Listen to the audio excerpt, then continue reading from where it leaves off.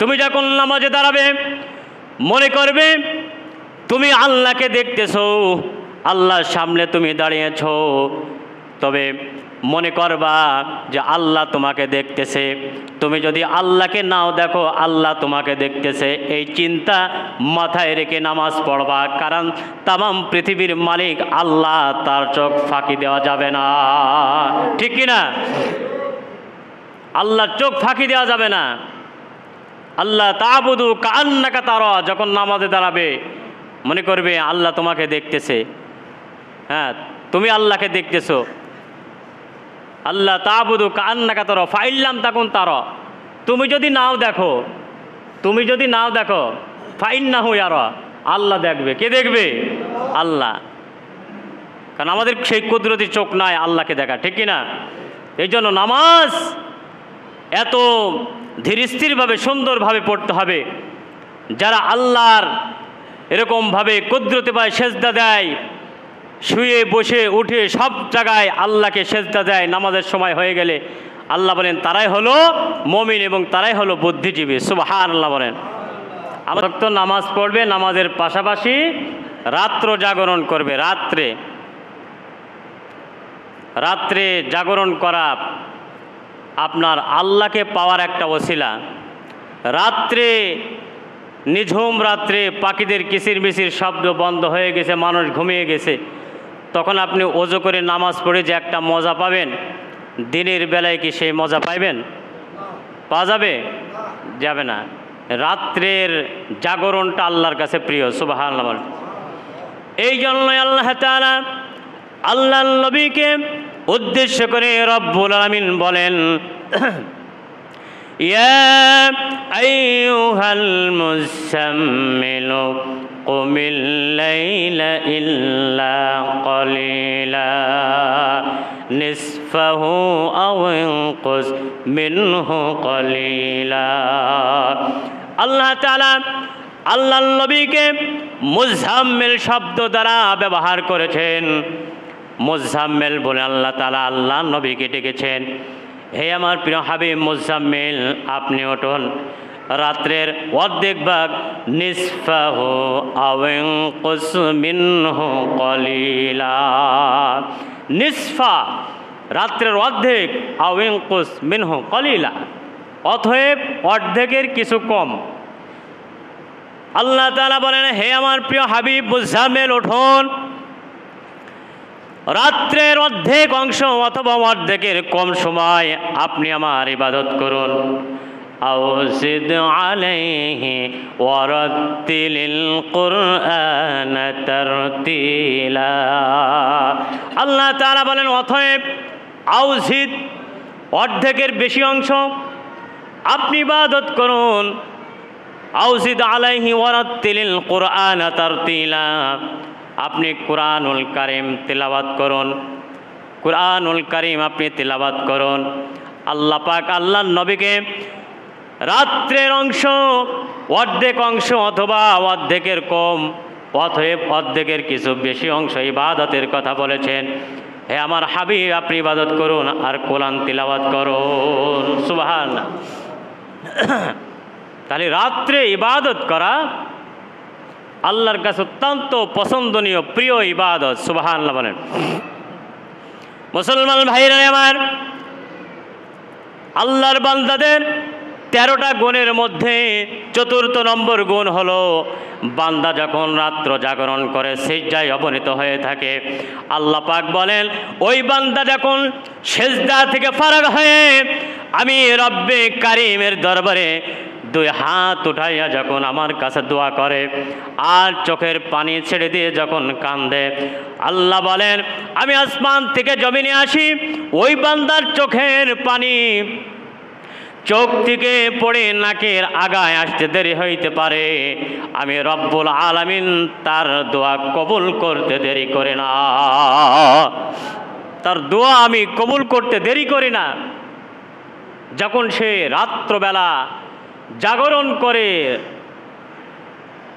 নামাজ পড়ে আমার দরবারে কান্নাকাটি করে, আমি তার দোয়া কবুল করে নিই। সুবহানাল্লাহ।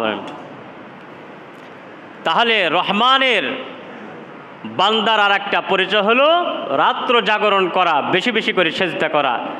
সাহাবায়ে কিরাম বলেন, আল্লাহর নবী বিশ্বনবী আখিরি পয়গম্বর 5 ওয়াক্ত নামাজের পাশাপাশি যখন রাত্রবেলা নফল নামাজ পড়তেন, তাহাজ্জুদ নামাজগুলো যখন পড়তেন, আল্লাহর নবীর পা মোবারক ফুলে যেত, মনে হতো নবীজি আর কখনো রুকুতে আসবে না। আবার যখন রুকুতে যাইতো লম্বা রুকু করত, সাহাবায়ে কিরাম বলেন মনে হতো আর মনে হয় রুকু থেকে উঠবে না। আবার যখন সিজদায় যেত, সাহাবায়ে কিরাম বলতেন মনে হতো আল্লাহর নবী বিশ্বনবী এমনভাবে সিজদায় গিয়েছেন মনে হয় সেজদা থেকে আর মাথা উঠাবে না। এত লম্বা সেজদা, লম্বা করে রুকু আল্লাহর নবী করতেন। এরকম ভাবে অর্ধেক রাত চলে যেত। পুরা কোরআন শরীফ 2 রাকাত নামাজে 30 পারা কোরআন শরীফ আল্লাহর নবী খতম করে ফেলতেন। সুবহানাল্লাহ।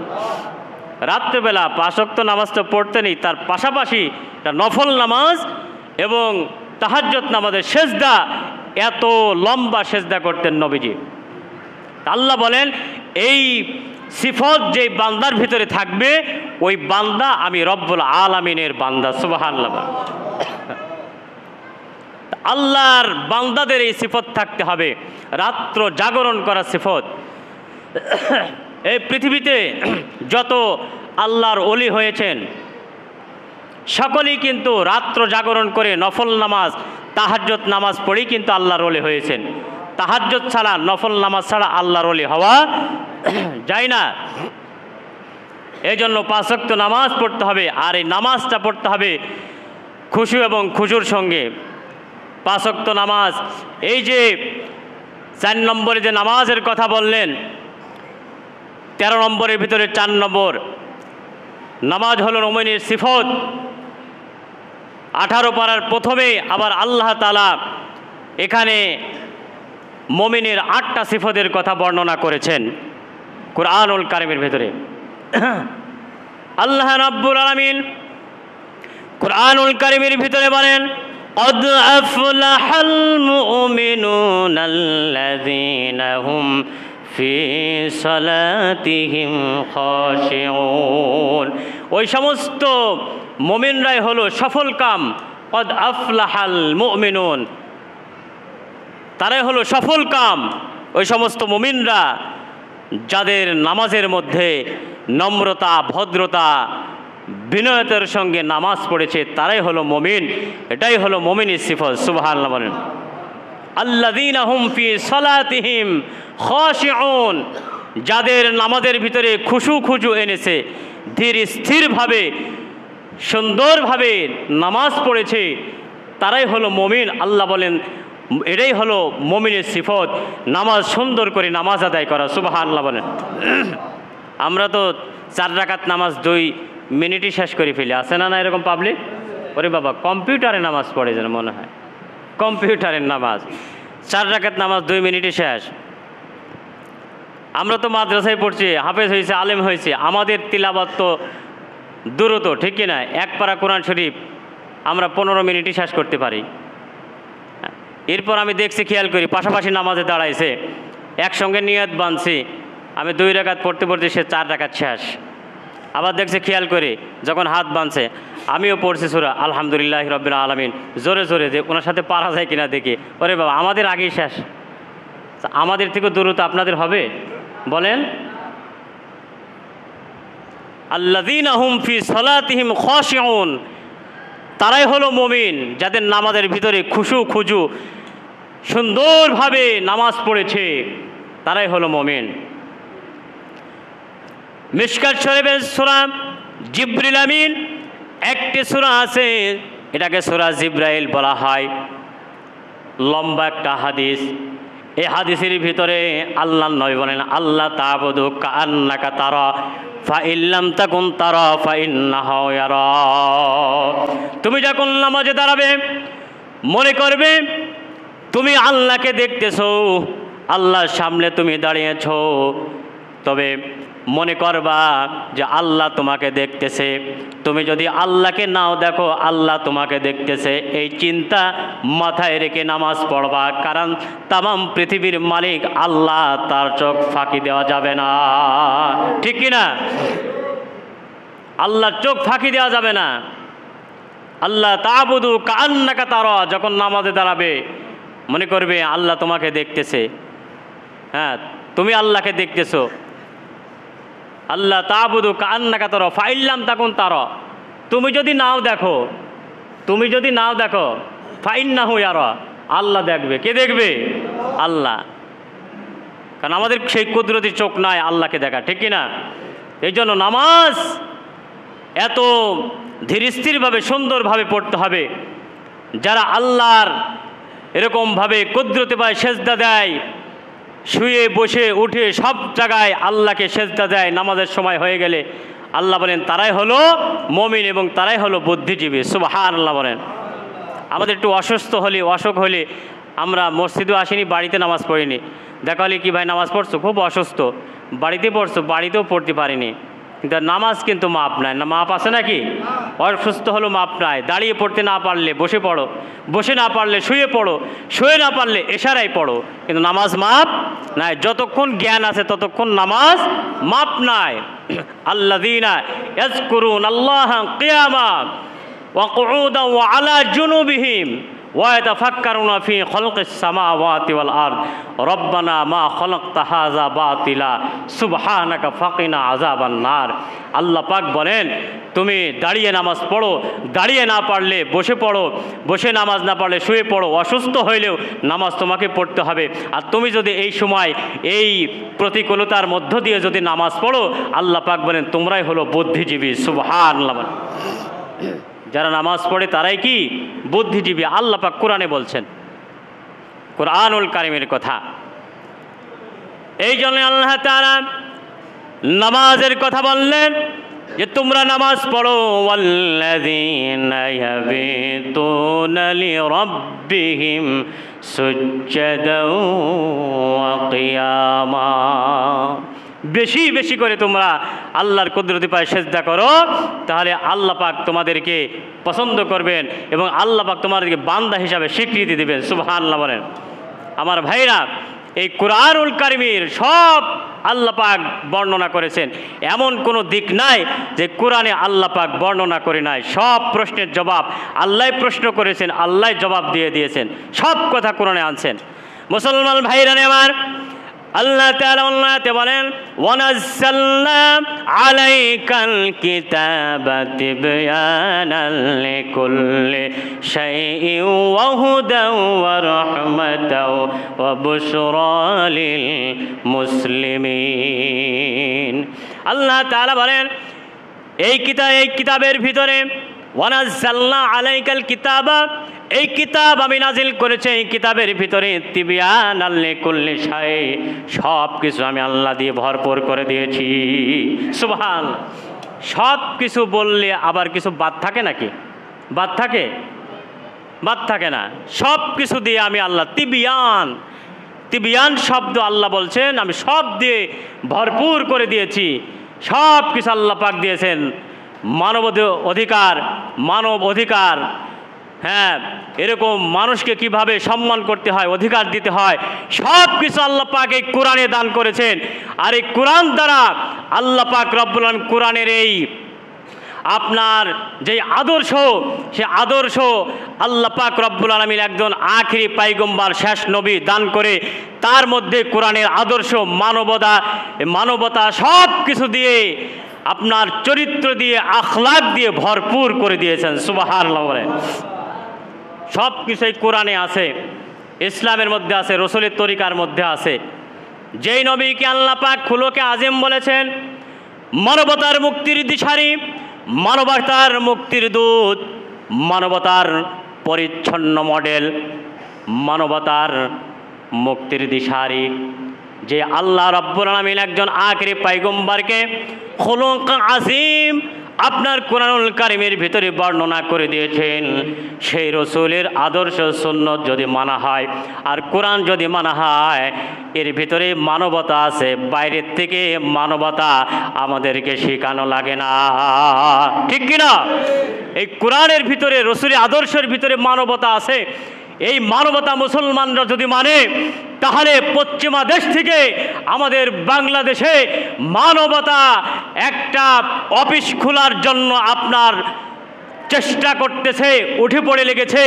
ওই লাল বাহিনী পশ্চিমা দেশ বাংলাদেশ যেটাকে মুসলমান দেশ, মুসলমানের দেশে কোরআন আছে, ইসলাম আছে, রসুলের আদর্শ আছে। এই কোরআনের ভিতরে মানবতা দিয়ে আল্লাহ পাক ভরপুর করে দিয়েছেন, রসুলকে মানবতা দিয়ে ভরপুর করে দিয়েছেন। আমরা যদি রসুলের আদর্শ আর কোরআন মানি তাহলে আমেরিকানের ওই সমস্ত আপনার মহাসচিবের এই মানবতা অধিকার বাংলাদেশে খোলার কোনো প্রয়োজন হয় না, ঠিক না ঠিক ভাইরা আমার? কি শিখাইব আমাদেরকে? মানবতা শিখাইতে আসছো? হ্যাঁ, যেই আপনার কি বলে মানবতা অধিকার তারাই হচ্ছে লঙ্ঘন করে। আফগানিস্তানকে শেষ করার জন্য চেষ্টা করেছিল কিন্তু তারা পারে নাই। ইরাককে শেষ করেছে, লিবিয়াকে শেষ করেছে, আপনার এখনও ফিলিস্তিনিদেরকে যুগে যুগে শেষ করতেছে ওই ইসরায়েলের ইহুদিদের দিয়ে।